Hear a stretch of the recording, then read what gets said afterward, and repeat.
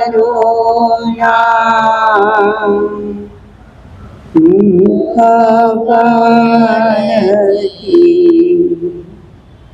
વહે નિરાળ સરસ્વતી ગણધર ધણી વિશાળ પ્રજ્ઞા સૂત્ર રૂપે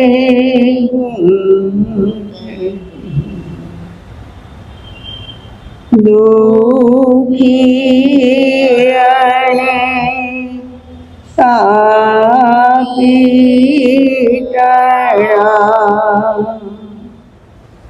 દુઃખ પાપને નિવારતી જીનવાણી મૈયા તુજ કૃપાથી થાય મુજની રામતી જીનવાણી મૈયા તુજ કૃપાથી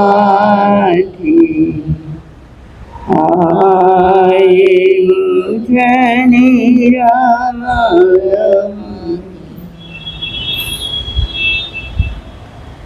અનંત જ્ઞાની અનંત દર્શની ત્રિલોકીના તીર્થંકર પરમાત્મા શ્રમણ ભગવાન મહાવીર સ્વામીના શ્રી ચરણોમાં આપણે સૌની ભાવના.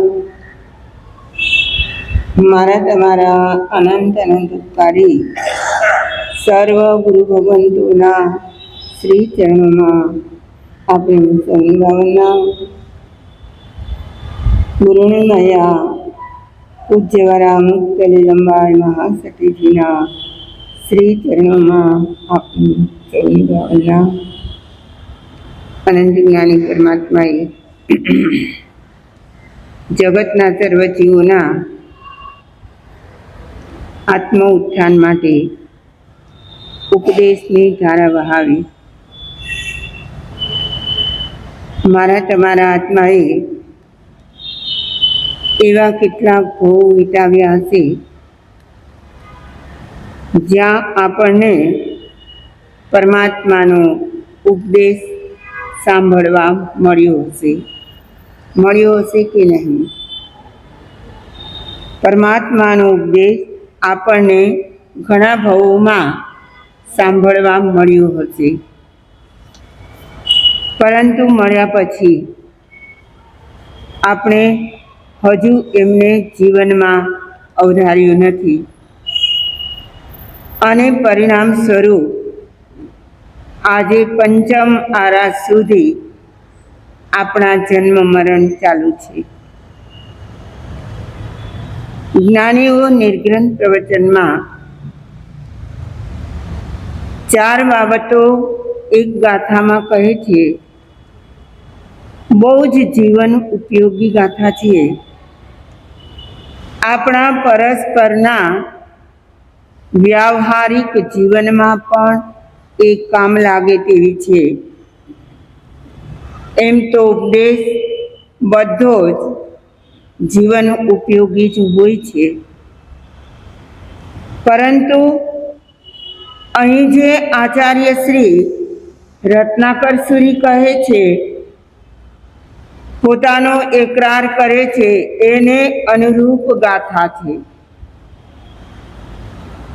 આચાર્ય શ્રી કહે છે, મેં મુખને મેલું કર્યું, દોષો પરાયા વાઈને, નેત્રને નિંદિત કર્યા પર નારી માલકટાઈ, વળી ચિત્તને દૂષિત કર્યું ચિંતી ન ઠારું પરતનું હે નાથ મારું શું થશે ચાલાક થઈ ચૂક્યો હે નાથ મારું શું થશે ચાલાક થઈ ચૂક્યો ઘણું. આચાર્ય શ્રી કહી રહ્યા છે, મેં મુખને મેલું કર્યું, દોષો પરાયા ગાઈને. આપણને બધાને બોલવા માટે જીભ મળી છે. આપણા મુખ દ્વારા કહો કે જીભ દ્વારા આપણે બીજાના ગુણ ગાવાને બદલે દોષો જ કહ્યા છે. બહુધા વિચારીએ તો ગુણગ્રામ ક્યારે કરીએ? એ તો કંઈ પ્રસંગ હોય અને સભામાં બોલવાનું હોય ત્યારે તમે કઈ ઉર્મિલાબાઈના વાંકા ના બોલો. બોલો બોલો. હા, તો જ્યારે કોઈ સમૂહમાં બોલવાનું આવે ત્યારે તો બધા ગુણગ્રામ જ કરતા હોય. અંદરમાં કદાચ ગમે તેવા ભાવો પ્રવર્તતા હોય તો પણ સભામાં બોલવાનું આવે ત્યારે તો સારું બોલે, પણ ક્યારે નઠારું બોલે, ક્યારે દોષો ગાય, ક્યારે દુર્ગુણો બોલે. કંઈક જીવનમાં એવા મોકા મળી જાય, એવો સમય મળી જાય, એવી વ્યક્તિ સામે આવી જાય તો એની સામે અમુકની વાતો ખુલ્લા દિલે કરવામાં કઈ વાંધો નહીં, એટલે દોષો પણ બોલતા હોઈએ. આચાર્ય શ્રી કહે છે, મેં મુખને મેલું કર્યું. એનાથી શું થાય? આપણું મુખ મેલું થઈ જાય. એટલે શું?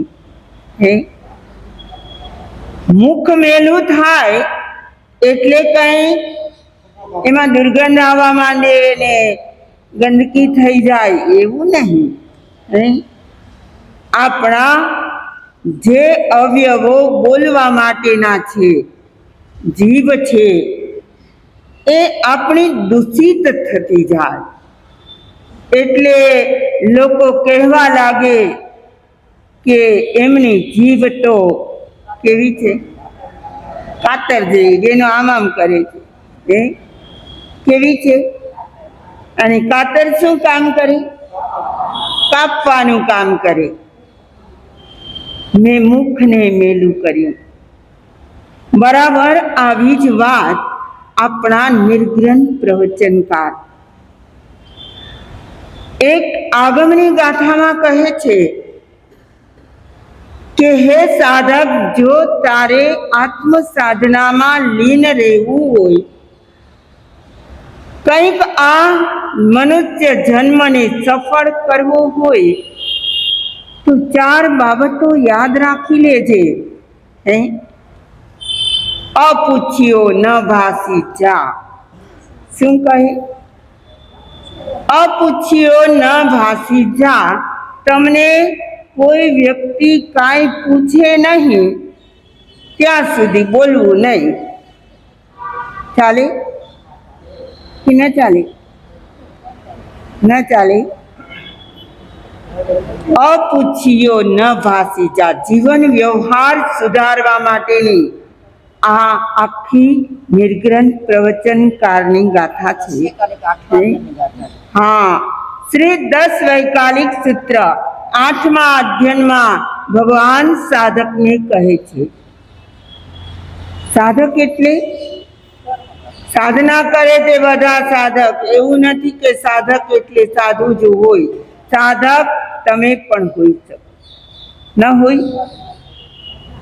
આચાર્ય શ્રી જે વાતને કરે છે એ જ વાત નિર્ગ્રંથ પ્રવચનકાર 10 વૈકાલિક સૂત્રના 8મા અધ્યયનમાં કહી રહ્યા છે, અપૂછ્યો ન ભાષિત્યા.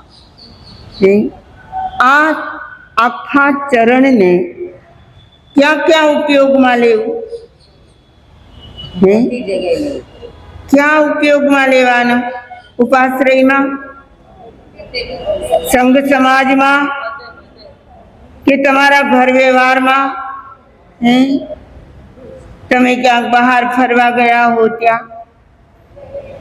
અરે જ્યાં જ્યાં વ્યક્તિઓના તમને સમાગમ થાય, જેની સાથે વસવાનું થાય, જેની સાથે તમારે કંઈક કામ પડે, એકબીજા વાર્તાલાપ કરતા હો ત્યારે પણ શું યાદ રાખવાનું બેનો? તમને કોઈએ પૂછ્યું તો જવાબ આપો. અપૂછ્યો ન ભાષિત્યા. ચાલે કે ન ચાલે? કે પૂછ્યા વિના પણ બોલ બોલ કરવું જોઈએ? વગર માગી સલાહ દેવામાં શું થાય? કોઈએ સલાહ માંગી ન હોય અને આપણે સામેથી સલાહ દેવા જોઈએ કે આમ કરવું જોઈએ ને આમ ના કરવું જોઈએ, સામાન્ય ગમે? કોઈક તો એવા હોશિયાર હોય તો જવાબ પણ આપી દે, મેં તમને ક્યાં પૂછ્યું છે? શું કહી? પછી આપણું શું રહે? વગર માગી સલાહ દેવાય નહીં. એક જ વસ્તુ એવી છે કે માગે તો જ દેવાની. શું? માગે તો જ દેવાની અને ન માગે તો નહીં દેવાની. શું? સલાહ. પણ આપણે આપણી જાતને મુઠ્ઠી ઉચેરી માનતા હોય. કેવી? કે બધા કરતા મારી જે વિચારધારા છે ને એ બરાબર છે, એટલે હું બધાને એમ કહું કે આમ કરો ને આમ કરો ને આમ કરો ને. હા, કોઈ આપણી ઈચ્છા અનુસાર કરે? આ જમાનામાં? હા, તો કહેવાનો આશય એ છે કે ગાથામાં જ કહ્યું અપૂછ્યો ન ભાષિત્યા. પેલા વાંદરાના અને સુગ્રીના માળાની વાતો તમે સાંભળી તો હશે, કે સુગ્રીએ માળો બનાવ્યો અને વાંદરો તો કાંઈ માળો તો ન બનાવે, અને વરસાદમાં પલળતો તો પેલો સુગ્રી એને કહે છે કે અરે વાંદરાભાઈ, તમે તો મારા કરતા મોટી કદાવર કાયાવાળા, અને મારી જેમ આવો એકાદ માળો બનાવી રાખ્યો તો પલળવાનો વારો ન આવે. સલાહ કેવી આપી? વગર માગી સલાહ આપી. કોને ભારે પડી ગઈ? સુગ્રીને જ ભારે પડી. વાંદરાએ તો છલાંગ મારી અને એનો જ માળો તોડી નાખ્યો. મારે તો એ કહેવું છે કે આપણને કોઈ પૂછે નહીં ત્યાં સુધી કાંઈ પણ કહેવું નહીં. આટલો નિયમ થાય કે ન થાય? કરવો હોય તો હા, કરી નથી શકતા. વચ્ચે વચ્ચે કંઈક કહેવાનો ભાવ થાય અને સામી વ્યક્તિ જે કરે છે તે યોગ્ય નથી કરતા એવું લાગે, એ પણ દ્રષ્ટિકોણ તો આપણો જ હોય કે યોગ્ય કે અયોગ્ય. આપણે કોની રીતે મૂલવીએ? આપણી પોતાની રીતે, કે આ બરાબર કરતા નથી એટલે આપણે તરત કહેવા જોઈએ કે આને બદલે આમ કરો ને. તો પેલું ચરણ છે અપૂછ્યો ન ભાષિત્યા.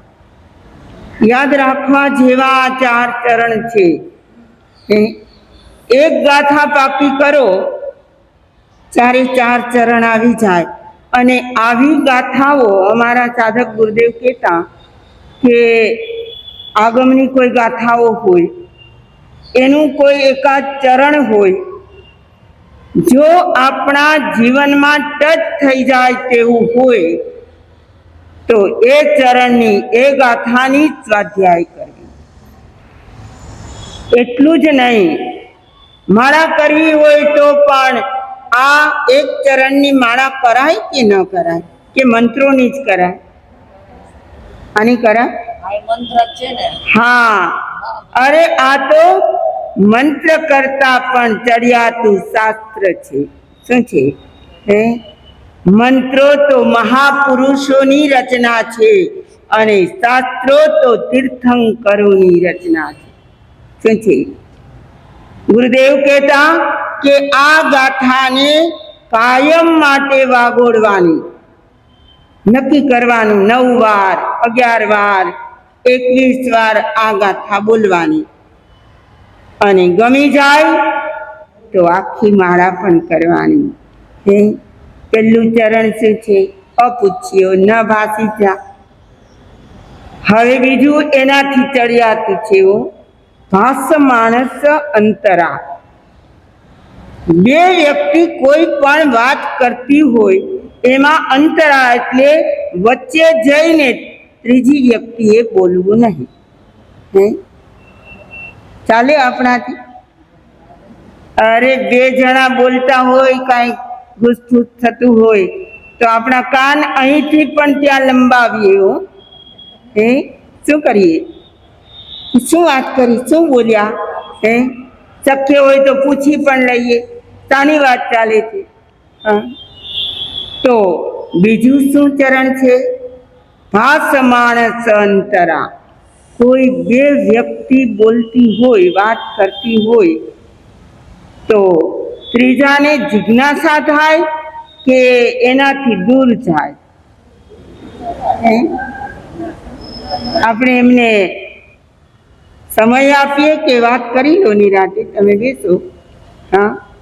પણ આપણને મનમાં શું થાય કે શું વાત કરતા હશે. અને શક્ય હોય તો ત્યાં પહોંચી પણ જાય. આડા અવળું કામ ન હોય તો પણ લેવાના બાને પણ જઈને એકાદ શબ્દ સાંભળી આવે ને એના પરથી તો કેટલા અનુમાન બાંધી દે. ના બાંધે? આ માનવ સહજ પ્રકૃતિ છે. કેવી છે? આપણા બધાની આ જ વૃત્તિ છે કે કોણ શું વાત કરે છે અને એ વાતમાં પોતે ડબકું ના મૂકે ત્યાં સુધી શાંતિ ના થાય. આવી વાતો પણ આપણા તીર્થંકરોએ આપણને સમજાવી છે. જીવન વ્યવહારની વાતો છે આ. ભાસ માણસ અંતરા એટલે કે 2 વ્યક્તિ બોલતા હોય એમાં વચ્ચે આપણે ન જવું. અપૂછ્યું ન ભાસી જા, ભાસ માણસ અંતરા. અને ત્રીજું કહે છે પીઠી મનસમ ન ખાએ જા. શું ખાવાની ના પાડી આમાં? પીઠનું માંસ એટલે શું? પીઠનું માંસ ન ખાવું એનો અર્થ શું? કોઈના પીઠ પાછળ, એટલે એ વ્યક્તિ અહીં હાજર નથી ત્યારે એના અવર્ણવાદ ન બોલવા. હાજર હોય ત્યારે તો શરમે ધર્મે પણ અટકી જાય, સામાના ડરથી પણ અટકી જાય, ઝઘડો થવાનો પણ ભય લાગે. એટલે સામે કહી દેવું એ તો કઠિન છે, પણ શું કરે? પીઠી મનસમ. જો શાસ્ત્રમાં કેવા શબ્દો મૂક્યા છે. આપણે કઈ માંસાહારી નથી, માંસ ખાનારા નથી, અને છતાં પણ ભગવાને આગમમાં કહ્યું કે પીઠનું માંસ ન ખાવું. એનો અર્થ શું છે?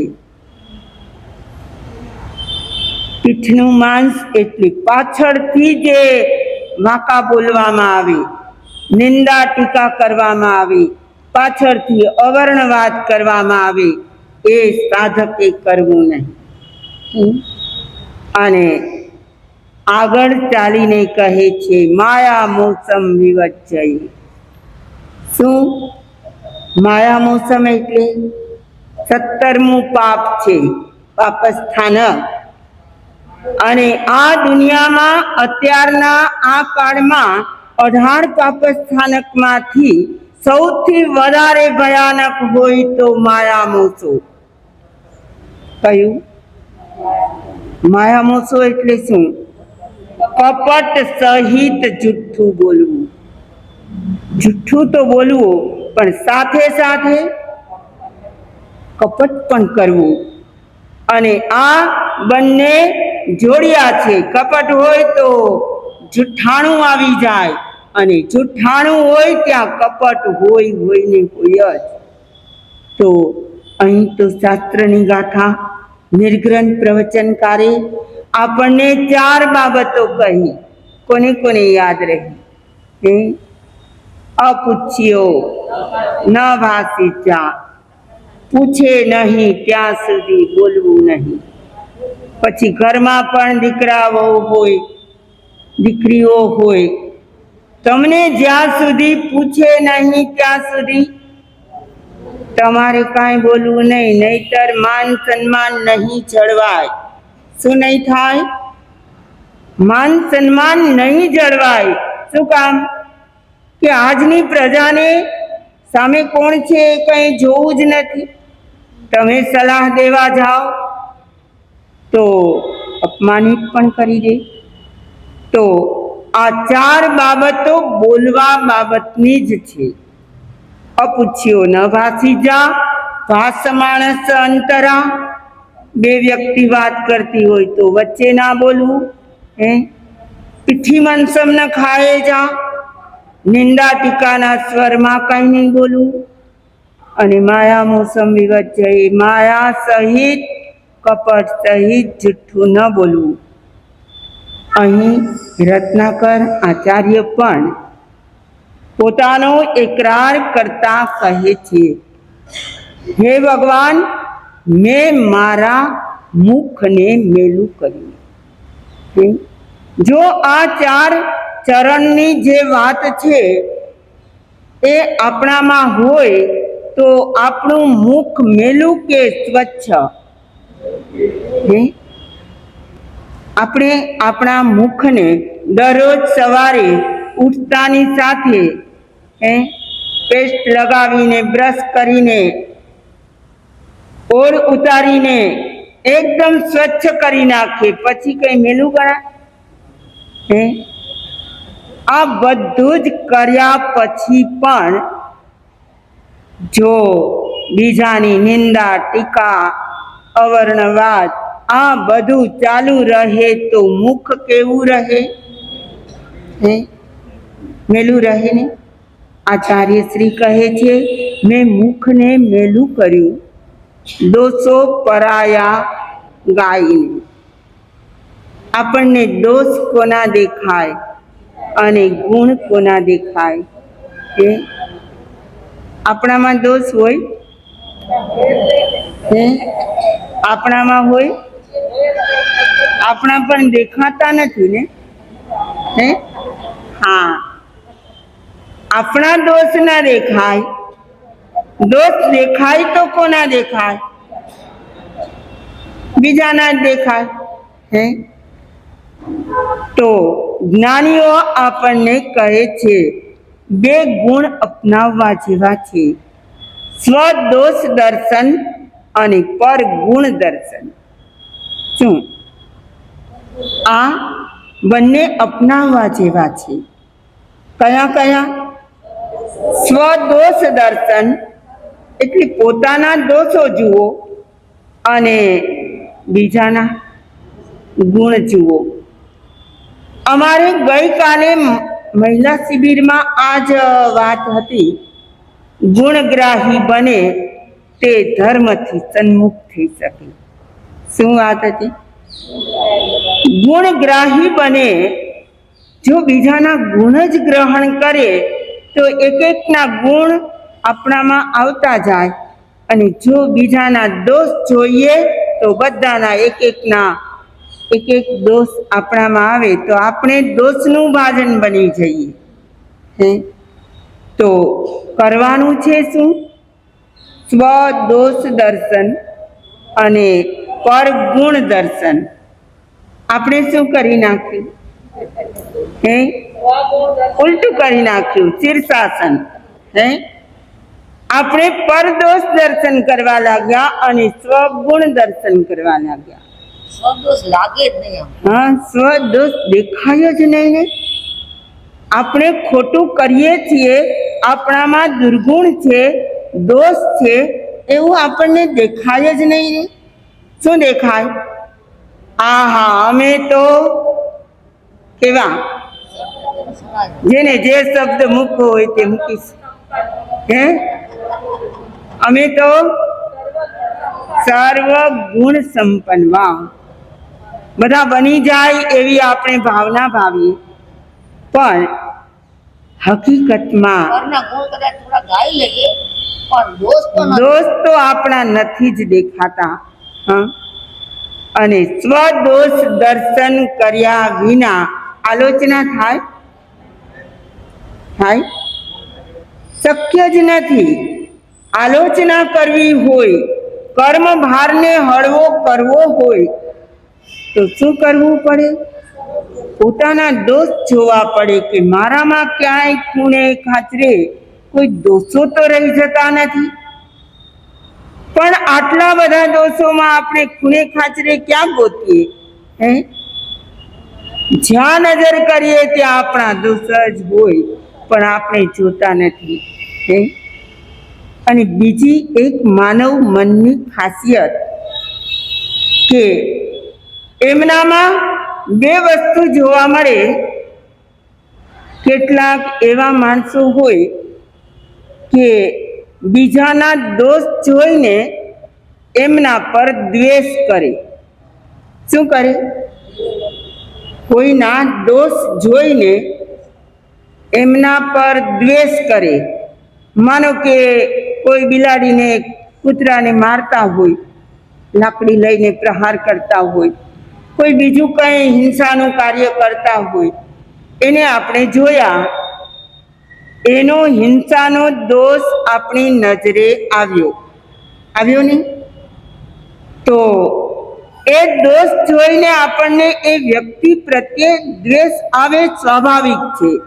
હે આપણે એને અટકાવીએ પણ ખરા કે ભાઈ એને મારોમાં, એ તો મૂંગું પ્રાણી છે, અને તે છતાં એ ન અટકે તો આપણને દ્વેષ આવે નહીં કે માણસ સમજતો જ નથી, આવા નિર્દોષ પશુને મારે છે.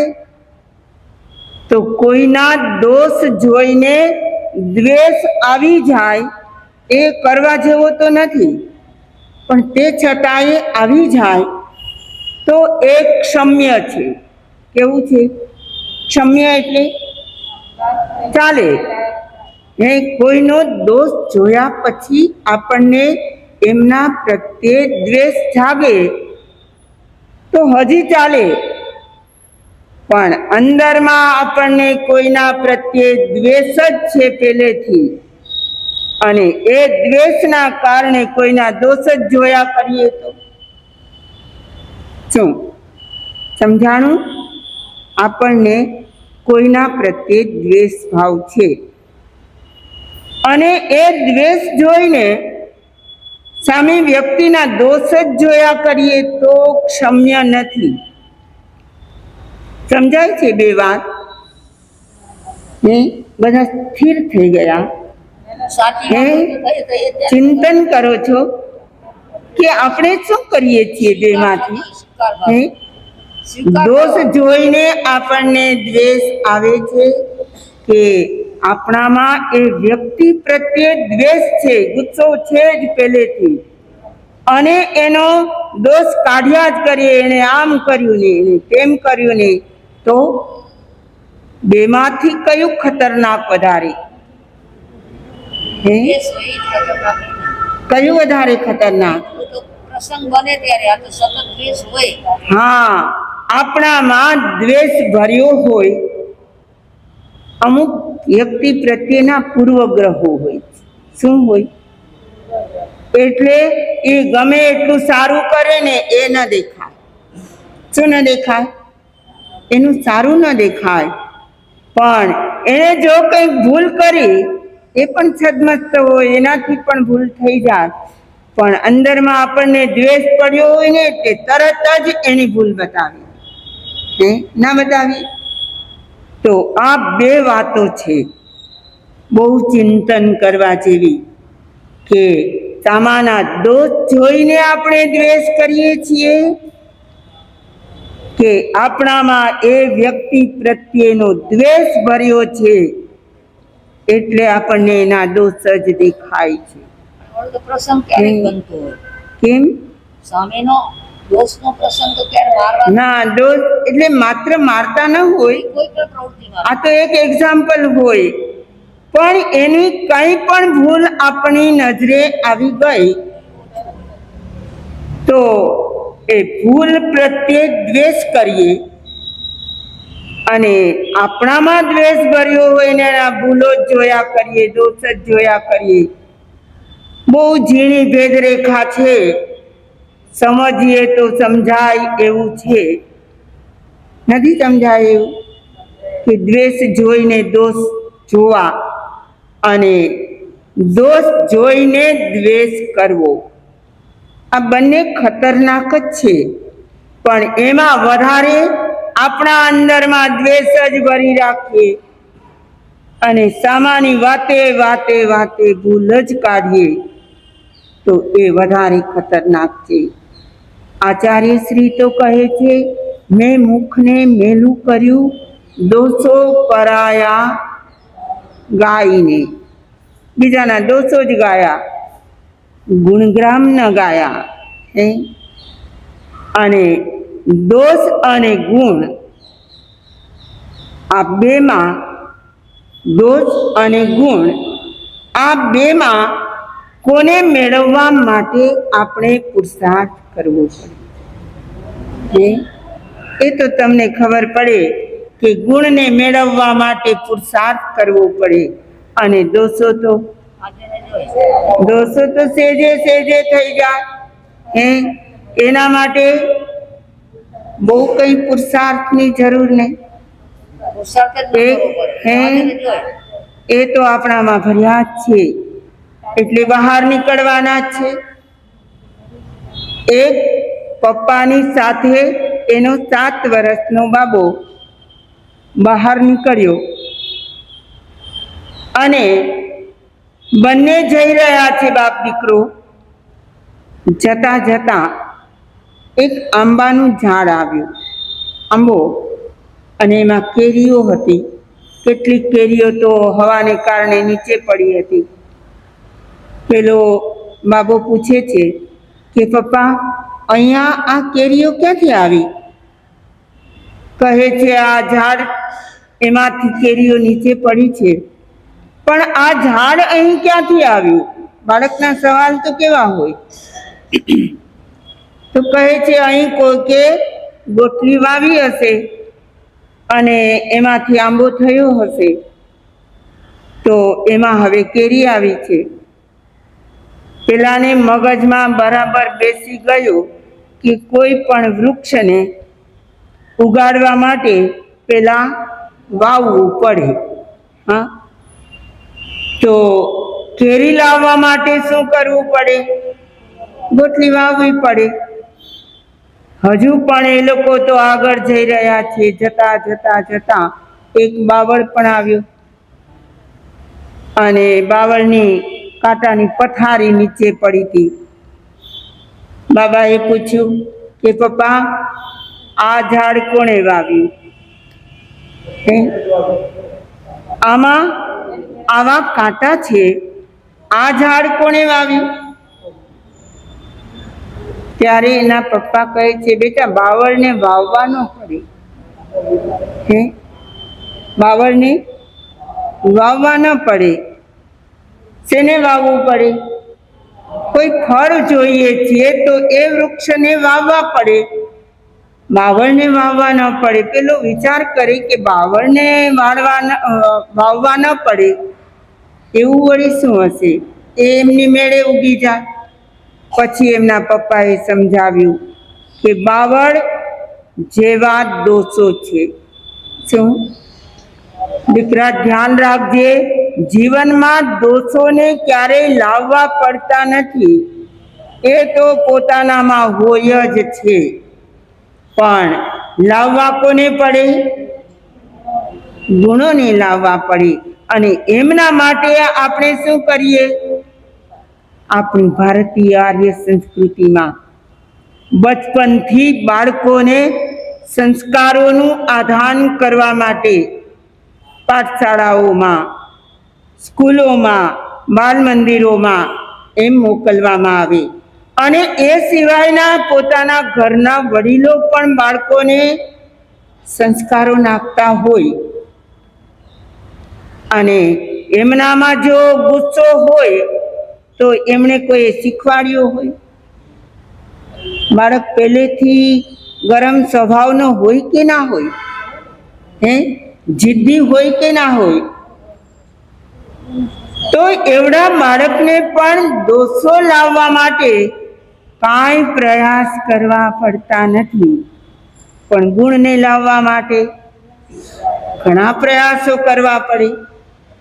તો આચાર્ય શ્રી રત્નાકર શ્રી કહે છે, મેં બીજાના દોષો જ જોયા અને દોષો જોઈ જોઈને એમના દોષોના ગાણા ગાયા કે ફલાણા આવા અને ફલાણા ભાઈ આવા.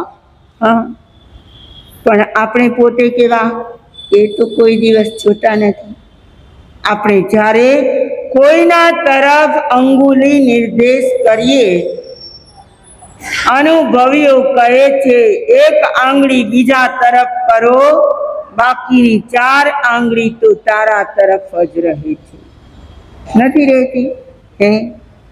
તો આપણે બીજાના દોષો જોઈને આપણા મુખને મેલું શા માટે કરવું? જો મુખ પવિત્ર હોય એટલે મોઢામાં અપશબ્દો ન આવતા હોય તો એ વ્યક્તિની કિંમત વધતી જાય કે ક્યારે એમના મોઢે આપણે અસભ્ય શબ્દો સાંભળ્યા નથી એવું લોકો કહે. પણ જો અવર્ણવાદ જ બોલતા હોય, નિંદા ટીકા જ કરતા હોય, આમણે આમ કર્યું ને આમણે આમ કર્યું, તો એના પરિણામે એ વ્યક્તિની જ છાપ વધારે ખરાબ પડતી જાય. શું થાય? અમે આ ઘાટકોપરમાં એક ઘરે ગોચરી ગયા હતા, બહુ વર્ષો થઈ ગયા. અને એ ઘરમાં એક ઘરડા માજી હતા, અનુભવી. એ ઘરડા માજી પોતાની પથારીમાં બેઠા બેઠા ભગવાનનું નામ લેતા હતા, માળા કરતા હતા. અને આપણી પુરાણી પરંપરા એવી કે કોઈ ઘરડા માણસો હોય તો એને માંગલિક સંભળાવીએ. એટલે એમના ખાટલા પાસે જઈને પહેલા તો પૂછ્યું કે માજી કેમ છે, સાતામાં છો? તો માજીએ જે જવાબ આપ્યો યાદ રાખવા જેવો છે. આપણે બધા પણ માજી થવા આવ્યા છીએ હવે, અને આપણે બધાએ યાદ રાખવા જેવો છે. શું? માજીએ કહ્યું કે માં સતીજી, આંખ અને મોઢું 2 બંધ રાખીએ એટલે સાતા. શું? આ માજીનો અનુભવ બોલતો હતો. અને વડીલો પાસે કદાચ પુસ્તકનું જ્ઞાન ન પણ હોય, શાસ્ત્રનું આગમોનું જ્ઞાન ન પણ હોય, પણ એની પાસે કયું જ્ઞાન હોય? અનુભવનું જ્ઞાન હોય. એ માજીએ જવાબ આપ્યો કે માં સતીજી, આંખ અને મોઢું 2 બંધ રાખીએ ને તો સાતા જ રહે. તમને કેવું લાગ્યું આ વાક્ય? ગમ્યું? ગમ્યું? આચરણમાં મૂકશો? આંખ અને મોઢું 2 બંધ રાખવાના, બીજું કાંઈ નહીં. કાન ભલે ખુલ્લા રહ્યા. અને તમને ખબર છે કુદરતની રચના તો જુઓ. કોની? કુદરતની રચના 5 ઇન્દ્રિયોમાં 2 ઇન્દ્રિયો એવી છે કે જેને બંધ રાખવાની સુવિધા છે કે નથી? વિચારી લીધું? કઈ 2 ઇન્દ્રિયો? આંખના પાપણ પાડીએ, આંખ બંધ, દુનિયા દેખાતી બંધ થઈ જાય. અને 2 હોઠ, એ પણ કમાડ છે, દરવાજા છે. બીડી રાખો પછી બોલાય કે ના બોલાય? ના બોલાય? હોઠ બંધ રાખીને બોલો તો ખરા, કેમ બોલાય? નહીં. પણ આ 2 હોઠ અને આંખની પાપણ આ કુદરતી આપણને માનવને મળેલી એક મોટી ભેટ છે. અને એ પણ સંકેત કરે છે કે આને તમારે જ્યારે બંધ કરવા હશે ત્યારે થઈ શકશે. કાનને બંધ કરવા હોય તો થાય?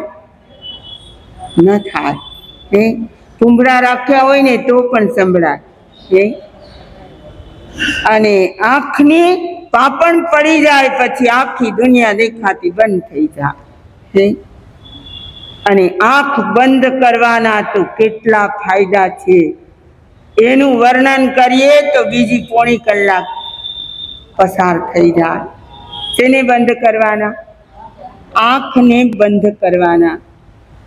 પેલા માજીને યાદ રાખજો. કયા માજી?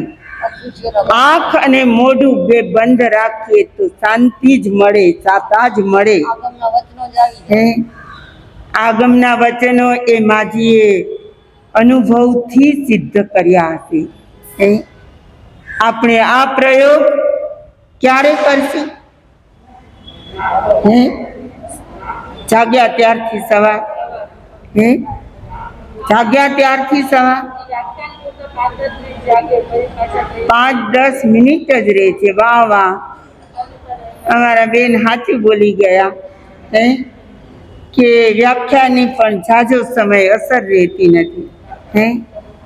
પણ ક્યારેક ક્યારેક એવો સમય આવે અને તમારે બોલવું જ પડે તેમ હોય તો જ બોલવું, નહીતર ઓઠો બંધ રાખવા. બહુ આનંદ મળશે. આવો પ્રેક્ટિકલ એટલે પ્રયોગ કરવાનો તમારે કે આજે મારે 1 કલાક હોઠ બીડી રાખવા છે. બોલવું તો નથી, ઈશારો તો કરવો નથી, હું કરીને મૌનમાં પણ કંઈ કરવું નથી.